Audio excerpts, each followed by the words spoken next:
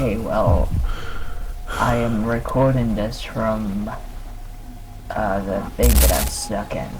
It's likely that I probably won't be able to get out. And the reason for that is that I don't remember how did I get in. And now stuff are threatening to eat me. And well, this sucks badly.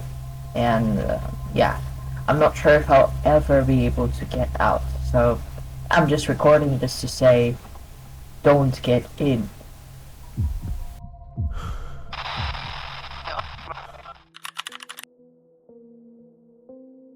Every word, every breath preserved on this tape. The final voice of my wife before she vanished forever. It was the weekend of September 14th, 2023. We had come to Yosemite for what was supposed to be a simple getaway. Just the two of us. A weekend to disconnect, to share quiet moments, to create memories. But the wilderness, as it so often does in the whispered stories of North America's national parks, had other plans. The drive into the park was quiet, not empty, just heavy. I kept glancing at her through the rearview mirror. She stared out the window, eyes wide, lips pressed together, absorbing the towering cliffs and endless pines. I wanted to reach over, hold her hand, tell her it would be fine. But the forest, the stories, they pressed on my mind. For decades, hikers and campers had vanished here. And now, we were just another car on the long, winding road. We parked at a remote trailhead. The lot was nearly empty. The air smelled of pine, wet earth, and something I couldn't name. She jumped out first, brushing leaves from her jacket, smiling at me. Her enthusiasm tried to cut through the tension, but I felt it too, a strange heaviness in the air. The forest seemed to watch us, breathing along with us. We hiked along a narrow path, sunlight filtering through the branches. She paused often, bending to touch moss or examine twisted roots. I called after her more than once, "Stay close." Her laugh echoed softly, but shadows grew longer. The light dimmed faster than it should, and I noticed it, the silence. Not quiet, but still. No birds, no wind. Only the crunch of our boots and the heartbeat of the forest. By late afternoon, we found a small clearing. I helped set up the tent while she gathered firewood. She moved gracefully, humming under her breath. It was ordinary, ordinary enough to make what came next feel impossibly surreal. That night, the fire flickered. She sat beside it, recording a message on her old voice recorder. Her voice, calm at first, grew strained. I didn't realize how quickly things were turning wrong. Every word, every breath. You need to know. I don't know if I can get out. Something's wrong. Stay away. Her voice trembled, then stopped. I wanted to comfort her, but even leaning closer, I felt it. The forest pressing in, cold and silent. The shadows of the pines stretched unnaturally long across the clearing. She shivered. I offered my jacket. She smiled faintly, almost mockingly, before returning to her recorder. The next morning, she was gone. I woke to the quiet crackle of the fire, faint smoke curling upward. She wasn't in the tent, not in the clearing, not along the path where we had hiked the day before. I called her name until my throat burned. Only echoes answered. The tent was slashed. Clean, deliberate cuts across the sides. Our packs lay open, their contents scattered over the mossy ground. But nothing was missing. Food, gear, personal items. All untouched, just rearranged. Something had been here. Something deliberate. And she wasn't. I grabbed my flashlight, scanning the dark edges of the clearing. Every tree trunk seemed to lean inward, twisting. The wind didn't move. The forest itself seemed to hold its breath. I called again, louder. "Emily, where are you?" My voice sounded foreign in the heavy silence. Hours passed. I stumbled through the trees, over roots, around boulders. Every shadow looked like her. Every branch snap made my heart leap. My voice cracked from shouting her name. I didn't know whether she had wandered off, been taken, or something worse had found her. At some point, I found the recorder, half buried in moss. I fumbled it out and pressed play. Her voice, her final moments, her fear. Every word etched into my mind. Every word, every breath. You need to know. I don't know if I can get out. Something's wrong. Stay away. It repeated, over and over.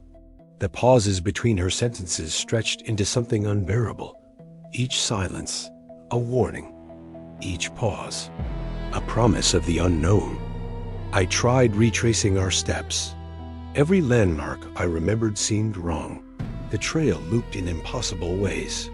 Trees I hadn't noticed before rose where I expected open sky. Moss-covered footprints that might have been ours, or hers, or someone else's. By mid-afternoon, exhaustion had taken me. My flashlight battery was weak, the sun dropping fast behind the cliffs. I called out until my voice was hoarse. I screamed. I begged. Only echoes came back. I built a small fire, hoping she might follow smoke, hear it, find me. I stayed awake all night, listening. Every crack of the fire sounded like a footstep, every whisper of wind, like a warning. The next morning, I stumbled upon the remnants of what must have been a campsite long before ours. Stones arranged in a circle, marks on trees, patterns too deliberate for animals. The forest was alive with history, with secrets it would never share. Search teams arrived a few days later.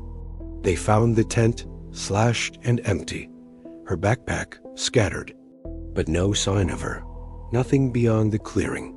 No footprints in the dirt. No trace in the water. Just absence. I still carry her voice with me. The tape. Her words echo in my head, over and over. Every word, every breath, preserved forever. Over the next few weeks, I explored the surrounding area. Small caves, hidden streams, the old logging trails nobody used anymore. Each step made me feel watched. Animal sounds were strangely absent. The wind carried whispers. At night, my dreams replayed the tape, her voice louder, closer. I couldn't tell if I was dreaming or hearing her from somewhere in the trees. Rangers told me stories. Other disappearances in Yosemite. Years ago, a woman vanished near the same trail. Another hiker was found dead near Half Dome, with no explanation. I realized Emily's disappearance wasn't isolated. The forest had a history. I set up cameras and left food along the trail, hoping to capture something. Shadows moving, patterns, anything. Weeks passed, nothing appeared, except sometimes. At night, the recordings of the cameras seemed to capture faint whispers, too low to be understood, but unmistakably human. I started hearing her voice in my head. The tape would play endlessly. I became paranoid. Any movement outside the cabin sounded like her. Any shadow, a warning. Friends said I was obsessed. Maybe I was, but I couldn't stop. I had to find her. I had to understand. Every hiker who vanished in the park became a story I obsessed over. Patterns, locations, times. Nothing made sense. Yet the tape, the recording, remained the anchor. The only link. Even now, years later, I carry the recorder everywhere. The memory of her voice haunts me. The forest keeps its secrets. And Emily, I still hear her whisper, somewhere beyond the pines. Every word, every breath, preserved forever.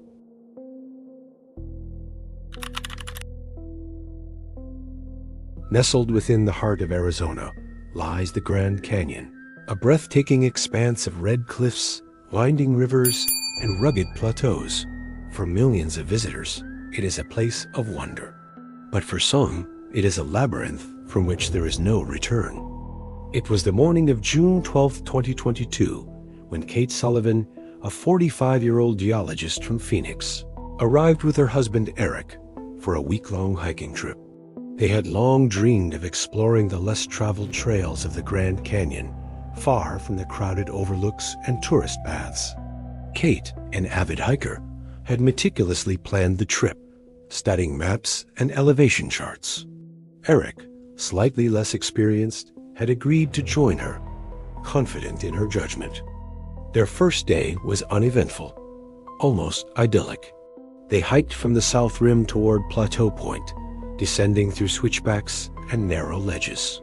The Colorado River gleamed far below, twisting like a silver ribbon through the canyon's depths. Birds of prey circled above, their cries echoing against the stone walls. Kate's enthusiasm was infectious. She moved with a calm assurance, pointing out geological formations, occasionally stopping to sketch in her notebook. Eric, carrying their supplies, followed closely, careful not to lose sight of her. By late afternoon, they reached a smaller trail that branched off toward a less-known plateau, a route recommended by a ranger who warned them it was rugged but rewarding. Kate insisted they continue. "We'll only go a little farther," she said. "I want to see the view from the edge of that outcrop." Eric nodded, though a flicker of unease ran through him. The trail narrowed quickly, bordered by loose rock and steep drop-offs. He reminded himself to stay vigilant. Around 4:30 p.m., Kate paused at a bend, looking over the canyon rim. "It's incredible," she whispered. Her face glowed in the late afternoon sun, a mix of exhilaration and serenity. Eric smiled but sensed a subtle tension. She was unusually quiet, as if listening to the canyon itself. He called her name, but she only gestured for him to follow. The trail split around a small rocky rise. Kate opted to climb over it, while Eric chose to contour on the base. "I'll catch up," she called, her voice carrying. He agreed and continued along his route, keeping the rocky outcrop in view. But when he reached the top, Kate was gone. "Kate?" he shouted, his voice bouncing against the canyon walls. Silence. His stomach tightened. The wind gusted, rattling loose stones down the cliffs below. He ran toward where she had last been, scanning every ledge, every shadow. Nothing, not even a misplaced boot print or a snapped branch. The sun began its descent, casting long shadows across the canyon floor. Eric's heart pounded as he called her name repeatedly. He retraced their path, backtracking through the switchbacks, through areas he knew they had passed together. Still nothing. No sound, no movement, no sign of Kate. Dusk settled like a heavy blanket. The temperature dropped sharply, the air crisp against his skin. Eric realized they had ventured far from the main trail. The canyon, normally majestic in sunlight, now seemed menacing, its cliffs looming like silent sentinels. He fumbled for his phone, hoping for a signal, but reception was non-existent. Panic began to gnaw at him. He shouted again, "Kate, please." His voice seemed to disappear into the vast canyon. He tried to retrace her last movements, imagining where she might have gone. But every trail looked identical. Jagged rock, dusty earth, narrow ledges. Eric's experience in hiking was limited compared to Kate's precision, and he felt the first tendrils of fear curl around him. Night fell fully. Stars appeared in staggering clarity above, the Milky Way a silver smear against the black sky. Eric found a small flat spot to camp, thinking that Kate might do the same. He tried to stay rational, recalling everything Kate had taught him about survival. Conserve water, stay visible, leave no trace. He set up a small emergency bivvy, taking only a moment to glance over the vast chasm below, where shadows seemed to shift and move in impossible ways. He slept fitfully. Every sound, a rustle, a distant rock slide, an animal call, jolted him awake. In the morning, he resumed his search, moving carefully along the rim and the narrow paths. Hours passed. The sun rose high, scorching the stone and filling the canyon with a shimmering heat.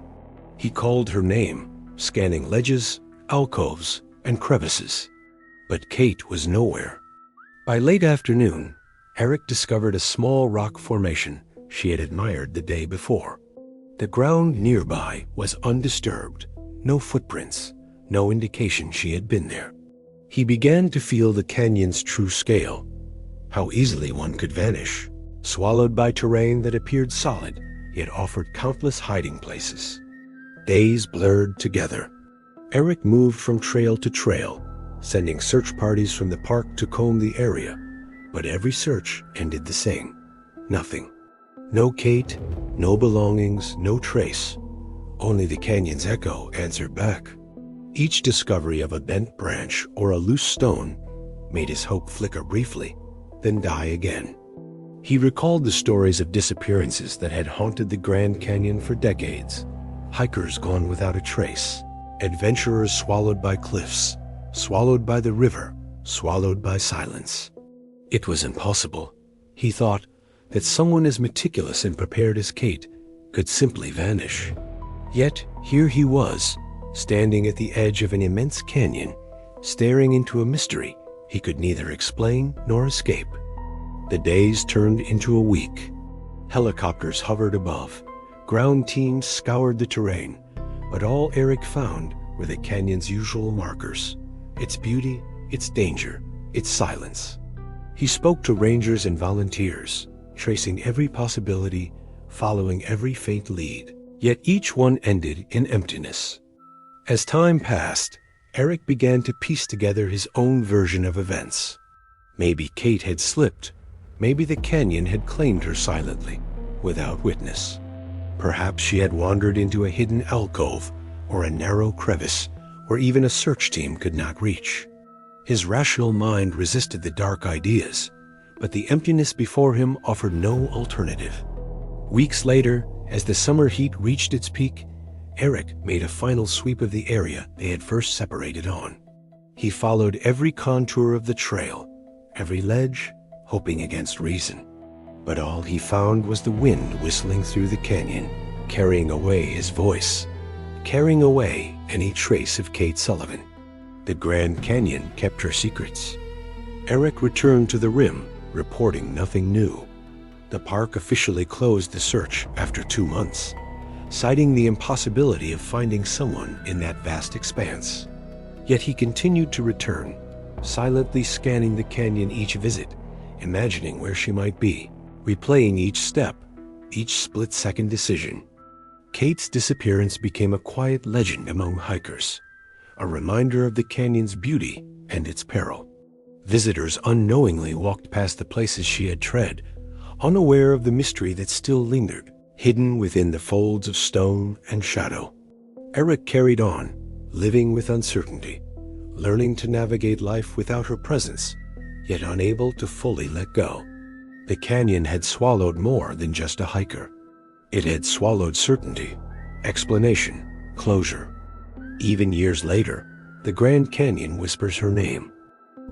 If this story gave you chills, make sure to subscribe. We'll explore more real disappearances and strange mysteries together. Stay safe and keep your eyes open.